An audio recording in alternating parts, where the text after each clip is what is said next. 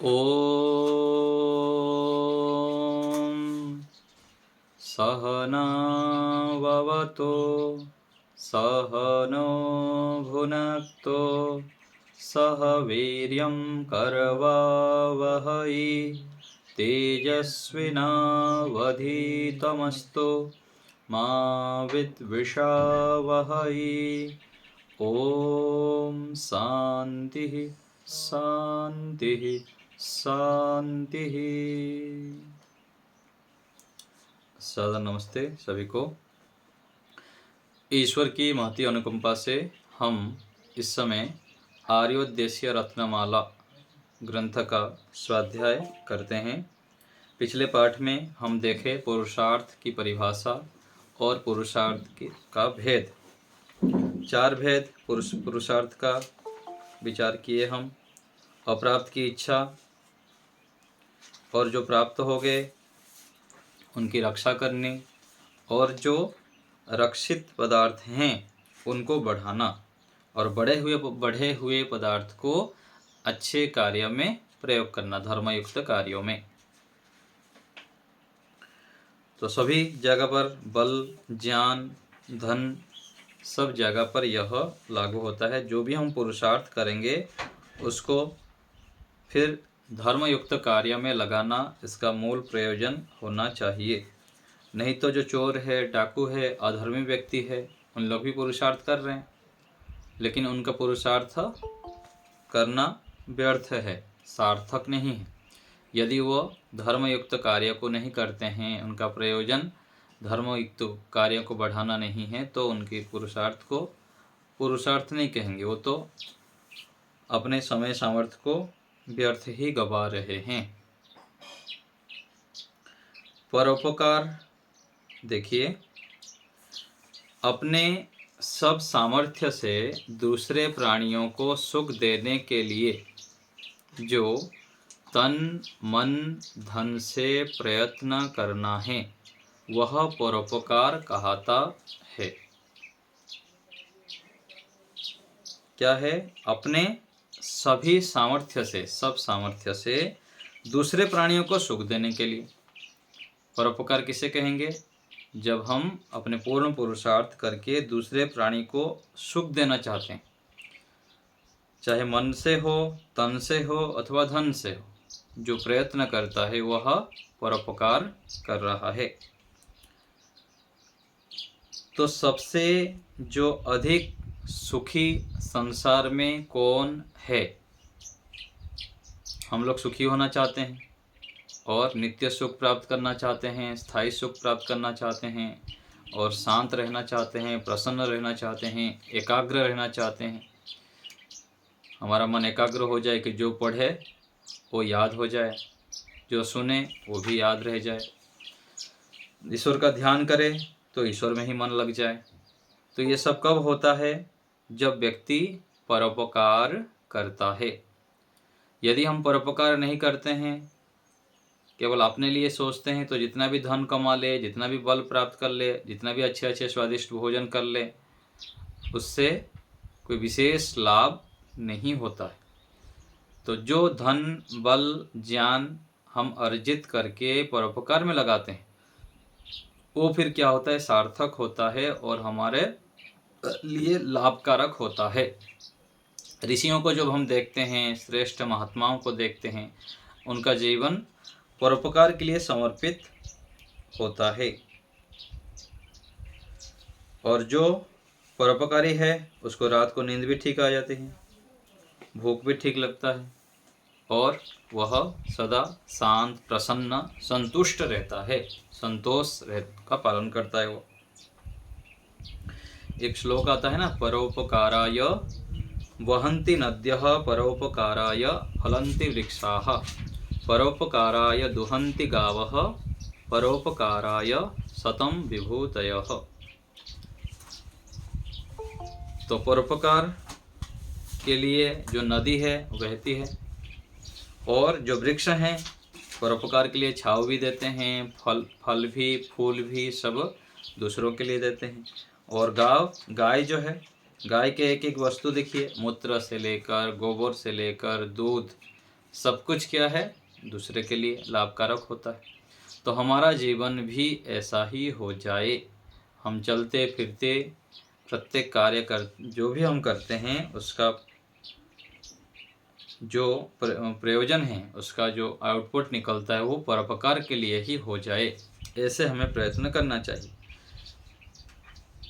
और एक बात है कि हम जब अच्छे अच्छे कार्यों को करते जाते हैं, तो मान लीजिए हम विशेष प्रयत्न परोपकार के लिए नहीं भी कर रहे हैं, मान लीजिए कोई विद्या पढ़ रहा है, संस्कृत पढ़ रहा है, अच्छे अच्छे यज्ञ कर रहा है, और जो भी श्रेष्ठ कार्य कर रहा है, ईश्वर की आज्ञा पालन कर रहा है, वो आगे चलकर क्या होता है, स्वतः ही परोपकार के लिए हो जाता है। मान लीजिए कोई व्यक्ति मौन रहता है, 5 साल 10 साल तक अपने व्यक्तिगत एकांत में रह के ध्यान करता है, स्वाध्याय करता है, पढ़ता है, तो परमात्मा की व्यवस्था से क्या होता है, फिर ऐसे अवसर आ जाता है कि वो दूसरे के लिए उपकारी बन जाता है। और एक होता है कि कोई हम बाहर लोगों के पास जाके कोई उपकार तो कर नहीं रहे, लेकिन हम जो जीवन जीते हैं उसको देख के भी लोगों को प्रेरणा मिलती है और उनका जीवन फिर पवित्र हो जाता है, ऐसे भी होता है। तो इसलिए दोनों तरफ से हमको समझना चाहिए कि एक व्यक्ति है, अपना विशेष उन्नति ना करके दूसरे के उपकार में लग जाता है, ये भी एक परोपकार है।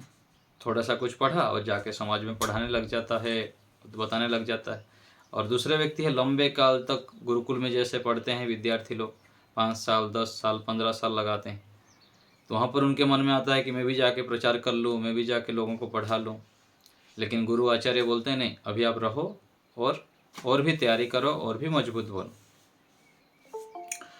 तो गुरुकुल में यह सिखाया जाता है, यही परंपरा है कि लंबे समय तक एक बार अपने योग्यता को अच्छे प्रकार बनाने के बाद फिर जाके समाज राष्ट्र के लिए आप उपयोगी हो पाते हैं। तो ऐसे हम जो अभी संस्कृत पढ़ रहे हैं अथवा अभी जो ऋषियों के ग्रंथों को पढ़ रहे हैं, सत्यार्थ प्रकाश, व्यवहार भानु, आर्योदश रत्नमाला और भी जितने भी ग्रंथ है, दर्शन आदि है, तो सारे पढ़ते हुए जब हम अच्छे से तैयारी करके रखेंगे तो हम जहाँ पर भी रहेंगे, मान लीजिए हमारे पास कोई आ गया कि बहन जी मुझको पढ़ा दीजिए, भाई जी मुझको पढ़ा दीजिए, तो फिर हम जब पढ़ाते हैं तो हमारे जितनी अच्छे से प्रस्तुति हुई है, पढ़ाई हम अच्छे से किए हैं, तो दूसरे को भी उस प्रकार से पढ़ा सकते हैं। तो पढ़ाना सबसे श्रेष्ठ कर्म है। जितने भी दान हैं उसमें सर्वश्रेष्ठ दान क्या है, ब्रह्म दानम विशेष्यते। तो सबसे श्रेष्ठ दान जो ब्रह्म विद्या है, ईश्वर के ज्ञान है, ये सबसे श्रेष्ठ ज्ञान है।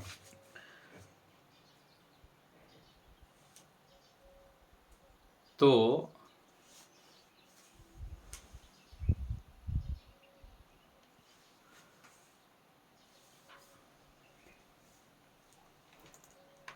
इसमें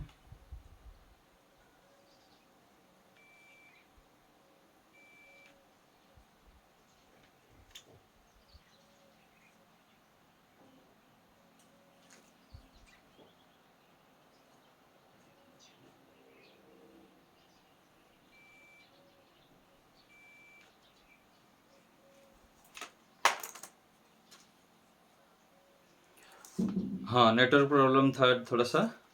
चलिए फिर से हम उसी से आरंभ करते हैं। तो देखिए आगे है, परोपकार के बाद शिष्टाचार। शिष्टाचार है जिसमें शुभ गुणों का ग्रहण और अशुभ गुणों का त्याग किया जाता है, वह शिष्टाचार कहलाता है। शिष्टाचार अर्थात जो श्रेष्ठ व्यक्ति, महान व्यक्ति हैं, उनके जो आचार व्यवहार है उसको शिष्टाचार कहते हैं।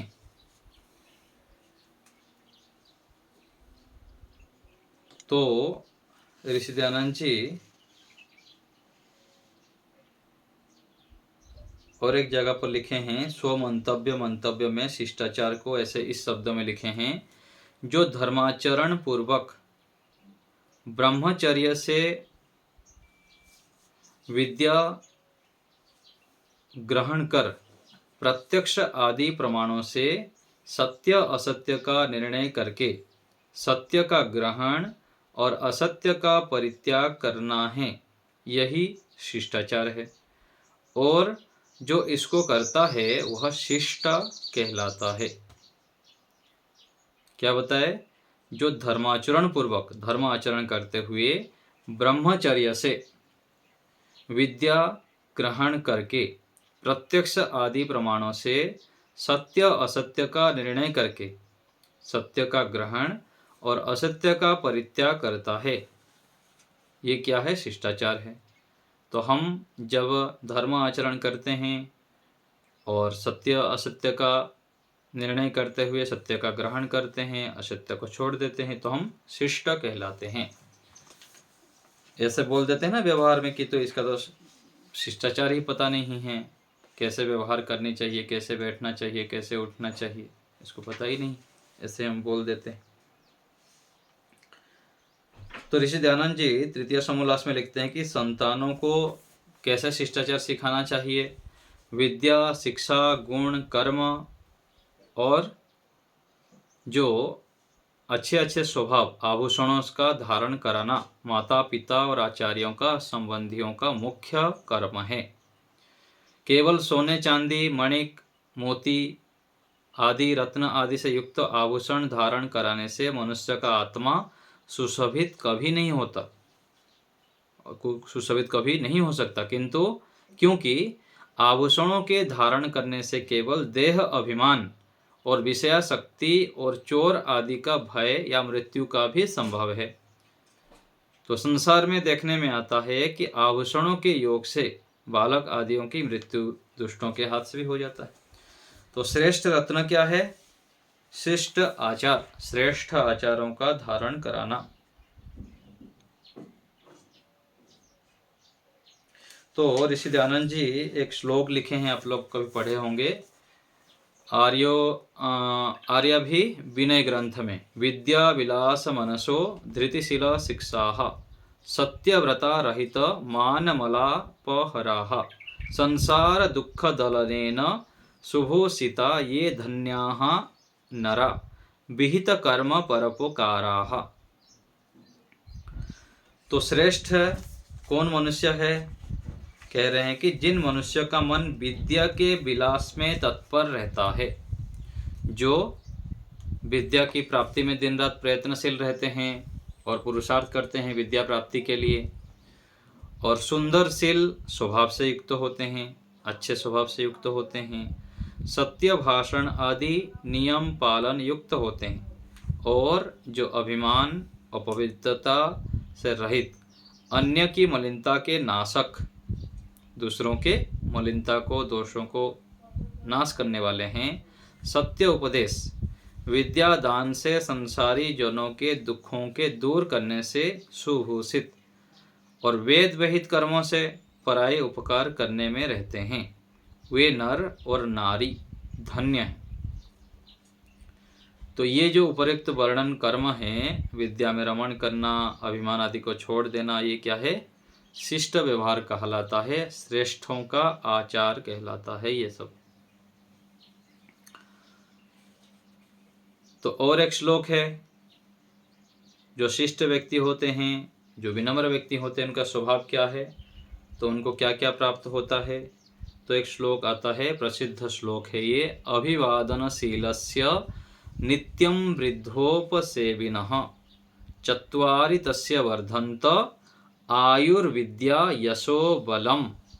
जो अभिवादनशील होते हैं, विनम्र होते हैं, और जो नित्यम वृद्धोपसेवनः प्रत्येक दिन बड़ों की आज्ञा का पालन करते हैं, ऋषियों के, गुरुओं के, ईश्वर की आज्ञा का पालन करते हैं, उनकी क्या होती है, उनको क्या क्या प्राप्त होता है। तो चत्वारि तस्य वर्धन्त, चार उनके बढ़ते हैं। क्या? आयुर्विद्या यशो बलम, आयु की वृद्धि होती है, और यदि बड़ों की आज्ञा का पालन करेंगे तो क्या होगा, वो उनको अच्छे अच्छे ज्ञान मिलेगा, क्या खाना क्या नहीं खाना, है ना, दिनचर्या को कैसी बनानी, तो व्यक्ति की फिर आयु की वृद्धि हो जाती है, स्वस्थ रहता है वो। और विद्या ज्ञान भी बढ़ते रहते हैं। जब हम बड़ों के आज्ञा का पालन करते हैं, उनके अनुकूल आचरण करते हैं, तो फिर हमारी विद्या भी वृद्धि होती है, ज्ञान की वृद्धि होती है और यश भी फैलता है। मान लीजिए हम किसी बड़े गुरु आचार्य के अनुकूल रहते हैं, उनकी आज्ञा का पालन करते हैं, तो वो फिर दूसरे पूछते हैं कि आपके शिष्य कैसे हैं, तो वो बोलते हैं बहुत अच्छे हैं, और उनके गुणों के माध्यम से भी वो फैलते हैं, यश फैलता है चारों दिशाओं में और बल भी बढ़ता है। तो हमें शिष्ट आचारों को करना चाहिए, श्रेष्ठ आचारों को करना चाहिए। एक मनुस्मृति में भी एक श्लोक आता है, बहुत अच्छा श्लोक है। अभिवादयेत् वृद्धांश्च दद्यात् चैव सनं स्वकम् कृतांजलिः उपासित गच्छतः पृष्ठतो अन्वियात्। तो सदा विद्या वृद्धों और वय वृद्धों का अभिवादन, नमस्ते अर्थात उनका मान किया करें। जब वे अपने समीप आवें तब उठकर मान पूर्वक मिले उनसे, अपने आसन पर बिठाएं, हाथ जोड़कर आप समीप बैठें, पूछे हुए का उत्तर देवे और जब जाने लगे तब थोड़ी दूर पीछे पीछे जाकर नमस्ते कर विदा किया करें। ये देखिए हमको कैसे कैसे व्यवहार करना चाहिए। हम तो करते ही स्वतः रूप से, माता पिता दादा दादी से हम सीख के करते ही। कोई अतिथि आते हैं तो उनको गेट के पास छोड़ने जाते हैं, हम छोड़ने जाते हैं थोड़ी दूर, और फिर वो जब निकलते हैं फिर नमस्ते करके आते हैं। तो ये शास्त्र में बताया गया है कि ऐसे व्यवहार हमें करना चाहिए। और एक श्लोक है, आचारात लभते ही आयु आचारात इप्सिताः प्रजाः आचारात एक्ष्यम आचारो हंति अलक्षणम। मनुष्य शिष्टाचार ही से दीर्घायु प्राप्त करता है, शिष्टाचार से ही उत्तम संतान प्राप्त होती है, शिष्टाचार से ही अक्षय धर्म की प्राप्ति होती है और शिष्टाचार से ही अभद्र, अशिष्ट, असत्य आचार, मिथ्या आचार आदि अधर्मयुक्त लक्षणों का नाश होता है। तो देखिए व्यवहार के ऊपर ही सारा टिका हुआ है। जैसे हम व्यवहार करते हैं, आचार अर्थात व्यवहार, श्रेष्ठ श्रेष्ठ आचार जब करते हैं तो बहुत सारे हमको सुख शांति ऐश्वर्य आदि की प्राप्ति होती है। आगे है सदाचार। शिष्टाचार के बाद जो सृष्टि से लेकर आज पर्यंत सत्पुरुषों का वेदोक्त आचार चला आया है कि जिसमें सत्य का ही आचरण और असत्य का परित्याग किया है, उसको सदाचार कहते हैं। तो सदाचार किसे कहेंगे? जो सृष्टि से लेकर आज पर्यंत सत्पुरुषों का वेदोक्त आचार है, सत्पुरुषों का, श्रेष्ठ महात्माओं का, ऋषियों का जो श्रेष्ठ व्यवहार चला आया है और जिसमें सत्य का ही आचरण और असत्य का परित्याग किया जाए, उसको सदाचार कहते हैं। तो एक मंत्र भी आता है हमारे यजुर्वेद में, व्रतेन दीक्षाम आपनोति दीक्षया आपनोति दक्षिणाम। दक्षिणा श्रद्धाम आपनोति श्रद्धया सत्यम आप्यते। तो इस प्रकार से जो व्यक्ति व्रत नियमों का पालन करता है, दीक्षा अर्थात जैसे होता है ना आजकल गुरु से दीक्षा लेते हैं, तो दीक्षा अर्थात क्या होता है? जो बड़े बताए हैं उनको नियमित रूप से करते जाना। जैसे गुरु मंत्र कहा जाता है, गायत्री मंत्र का रोज प्रत्येक दिन करना चाहिए। जो गुरु आचार्य और जो परम गुरु ईश्वर है उनको जो विधान है उस कर्म को करते जाना। पहले तो व्रत, फिर दीक्षा मिलता है, दीक्षा से फिर दक्षिणा, और दक्षिणा से श्रद्धा, और श्रद्धा से सत्य की प्राप्ति होती है। ऐसे क्रम से व्यक्ति की उन्नति होती है। और ये कब होता है? जब व्यक्ति सदाचार युक्त कार्य करता है। मनुस्मृति में बहुत सारे श्लोक दिया है आचार के ऊपर, कैसे कैसे हम व्यवहार करें। काफी सारा श्लोक है। और जैसे इसमें भी आया है ना, हम जो पिछले, हाँ बताइए। अध्याय नहीं, ये एक अध्याय का दिए हैं यहाँ पर, तो अध्याय 1 लिखा है पुस्तक में।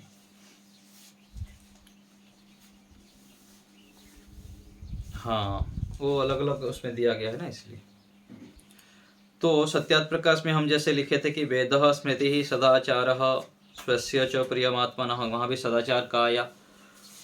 और एतत् चतुर्विधम प्राहुः साक्षात धर्मस्य लक्षणम, तो ये भी वहाँ पर भी आया कि वेद, स्मृति, सदाचार, सदाचार अर्थात जो सत्पुरुषों का आचार है उसको सदाचार कहते हैं।